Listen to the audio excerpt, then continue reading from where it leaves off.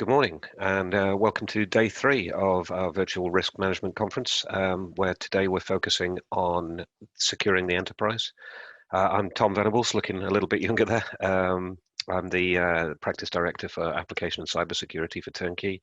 I started out securing SAP estates, both in implementations and remediation projects. Been doing that for more than 18 years now, and now I'm expanding our reach into all areas of enterprise level security and risk management. We've already had some great sessions on maintaining control and integrating risk management on day 1 and 2, and some insights from hugely experienced professionals in the industry. So I'm hoping that we'll continue that theme through today. We just quickly talk about who we've got. So we're focusing on the operational challenges, the evolving threat landscape, and some of how we take the solutions forward. First up, we've got Grant Waterfall from PwC, who's going to take questions live so that we can understand a little bit about how the threat landscape is evolving. Grant's always has insights and examples that make this live for me, so I'm looking forward to that one. And he always helps explain that I'm not paranoid. They really are all out to get us. With that context in mind, we'll then hear from a couple of specialists in securing ourselves. Dan Latimer from CyberArk is going to walk us through privileged account management across our enterprise estate. And then George from Hyper is going to show us that passwords can and probably should be a thing of the past. It's especially important where user experience and adoption is so key to achieving our goals. And finally, Vincent Du from SAP is going to help us understand access governance and cybersecurity whilst a global crisis like we've seen this year has been happening. I'm looking forward to that. But I wanted to share as part of the keynote some of my thoughts before we hear from some other industry experts. So talking about the next normal, although, like me, you've probably seen the phrase used or overused in marketing, my fatigue with the phrase is overcome slightly because I like the efficiency of a 2-word term that forces us to look past now and realize that the changes we've seen are going to become the status quo. I don't know of a better way to say that in 2 words, as I'm proving at the moment. Specifically with regards to securing the enterprise, we've got to look forward. We can't be reacting to threats from 2019, the old ways of working, what we used to do. We need to understand the wider realities of the challenges that we face. You know, we can fully expect budgets to be squeezed. New ways of implementing the solutions and targeting our spend is absolutely going to be at the fore in order to ensure that we achieve better security in new ways of working. We need to show that we're addressing the risk more effectively, and the user experience of the solutions that we provide is more important than ever now that everybody has to use them. You know, your entire user base wasn't necessarily all using your VPN before, so you might not have seen that it's a little clunky.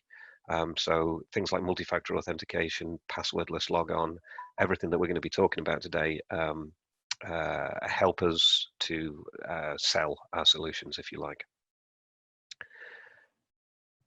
So what have we seen? I wanted to split this down into 2 elements. One really is just keeping the lights on the operational problems that COVID has highlighted in the way that we're working. And then I'm going to talk a little bit about some of the governance challenges that that's given us. We've got a vast swathe of the workforce either working from home or not able to work at all, which has meant for us that we have to redouble efforts on providing access to keep those business operations going, while users may be struggling with their own challenges, you know, increased stress, they've got to educate kids, their productivity might be down, they don't have access to all of the resources that they used to. And that sort of user experience piece is key in understanding threat vectors as well. A demotivated workforce, as they may well be with all of the frustrations that they're facing, is a soft target for attackers. I mean, I've seen VPN servers creaking or even falling over under the strain of an increased workload, you know, often 10 times the sort of volumes that they were expecting it to service. And so organizations have been hustling to deliver remote working capabilities. I've seen privileged access scenarios like firefighter scenarios being used to address where absence has resulted in a key member of a business process not being able to complete it. So we've had to elevate the privileges of those around them to be able to overcome that and do that in a secure fashion. I'm also seeing a lot more discussions, both directed at me and generally, about single sign-on, password self-service, multi-factor authentication, all of the things that both secure our estates but help the end user experience and help us keep operations going far more smoothly. And all of that coupled with third-party managed service providers who have dramatically had to change how they work. Not everybody in a massive data center might have access to a laptop, but they can't go into the office. They're on lockdown. So they're operating with skeleton crews or desperately trying to procure laptops and secure those new devices. All of that is just to keep the lights on without necessarily thinking about the governance angle that impacts security professionals like ourselves in our day-to-day activities. So some of the governance challenges, it's harder to answer these questions. Where is my data resident anymore? People are using personal devices or personal networks, and it's a little bit more difficult to say, I know exactly where my data is going. All as a result of working patterns shifting dramatically. These events are seen by malicious actors out there as an opportunity to attack us, as it's a force multiplier for existing vulnerabilities, or it will open up entirely new avenues of attack that may not have existed previously. We've got more endpoints than usual. We've got more devices connecting. We've got different patterns of network traffic.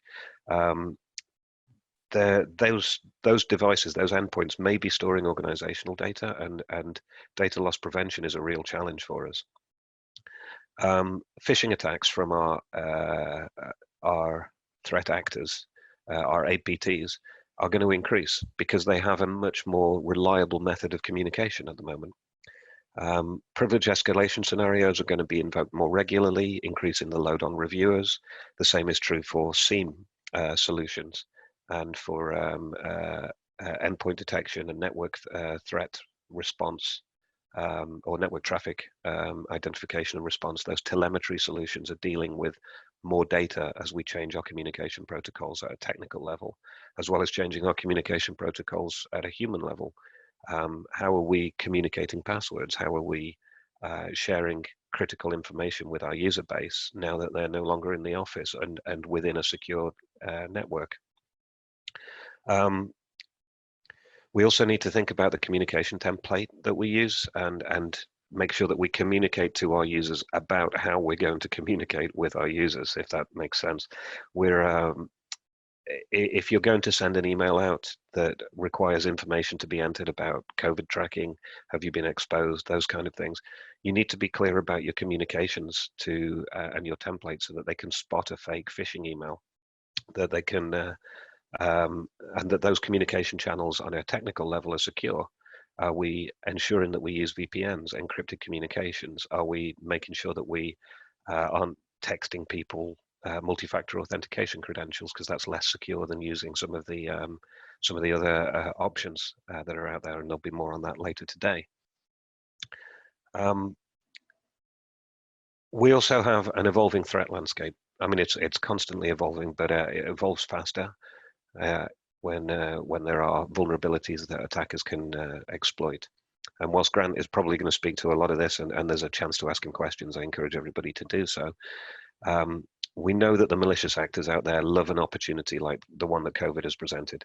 They'll make the most of any disruption in our controls estate to target both the technical and human vulnerabilities that result from that. And we need to understand how they're going to go about it. They'll send communications posing as official COVID-related things, purporting to be from the help desk or HR, or they'll pose as Microsoft and ask us to re-authenticate our 365 credentials. They'll use those opportunities to plant malware and have residency in there, and they know it's harder for us to monitor. The average sort of latency period between detecting an APT, an advanced persistent threat, and doing something about it is, or them installing it on the network and us doing something about it, is around about 70 days, amortized across the world. That's going to be harder for us to detect now. Our endpoint, our network detection solutions are dealing with a massive increase in data, as well as more IP addresses, more DNS gateways, unfamiliar device logons. SIEM solutions are bombarded with an increase in log events. A good example would be unsuccessful logons or locked accounts. If a user's no longer got access to that post-it that's stuck on the side of their monitor with their password written on it, then they're likely to lock themselves out. That might be seen by a traditional SIEM as a security relevant event. And it's an entirely legitimate failure. I mean, let's not talk about them writing their passwords down. We can respond to these threats far better when we think like the attacker. And what would I do to target somebody at this time? I like to think of it as turning to face the most likely avenue of attack. So something like evaluating which actors are targeting us allows you to better respond. Coupled with the threats, though, we're seeing solutions gaining traction. People are exploring more and more about how they respond to these threats, and the uptake on these has been increasing across the industry, and I don't see any real reason why that would slow down, especially with the highlight on us and our importance to our organizations. The human firewall, CTI term for the people that we employ, but the training and the communication of those users is absolutely key, and we need to test that firewall more often. SIEM is something that's been around for a long time, but it's been evolving very well to use machine learning, and the capabilities to identify attacks in real time is fantastic, and something that people are going to be adopting, along with endpoint and network detection, to know our estate, to know where our vulnerabilities lie, and so better respond to the threats. Privileged account management, access to secure our third parties whilst they might be sharing, the pseudo credentials or the admin credentials to a system because they're operating with skeleton crews.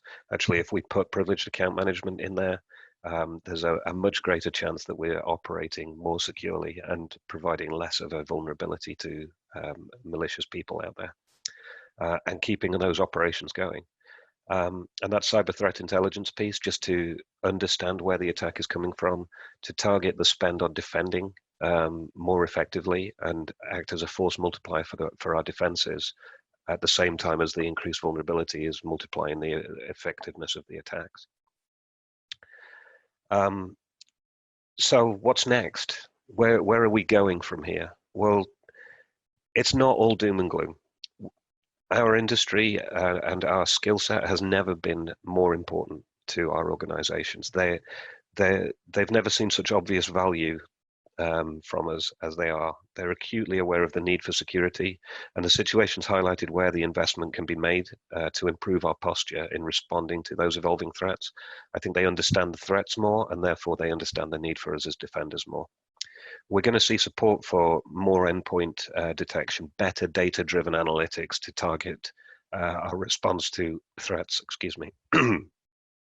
as well as better self-knowledge about our estate. So populating our CMDBs, knowing our server patch levels, knowing where our crown jewels are resident and what people might be choosing to target for us. We have a huge data lake now showing how usage patterns change when the majority of our workforce is no longer sat within a secure network. So although the perimeter has been evolved, we've now got data on which we can base machine learning to say this is now the new normal, that anything outside this new pattern that we've identified may be a security relevant event. We've got support of the board. They understand that we're more vulnerable, especially in times of crisis, and they will have seen some of the stories that are floating out around there of increased phishing attacks, spear phishing especially, very targeted and very mature attack vectors. We're going to refine and respond, and business continuity is going to be more effective than ever. We've been tested. For the most part, we've been shown to be good at what we do, and they should hopefully, the board members, get it when we say we need to invest in education of our users. We need to invest in understanding when somebody's attacking us. as I say, we'll be able to target investment to where it can do the most good and really reduce the risk to us. So whilst we may all have a little bit more grey hair as a result of this, I know I certainly have, our collective knowledge, experience and capability is massively enhanced so that we can meet the challenges of what will be the next normal. I hope you all got some value from this. I know you'll get some value from the rest of the sessions today and have done hopefully over the past couple of days. I look forward to speaking to you all in the future and enjoy the rest of the conference. Registration is still open for the sessions today if you haven't already registered, so I do suggest you check them out. There's some very, very smart people who are going to talk to you far more intelligently than I do. Thank you for listening and enjoy day 3 of the Virtual Risk Management Conference.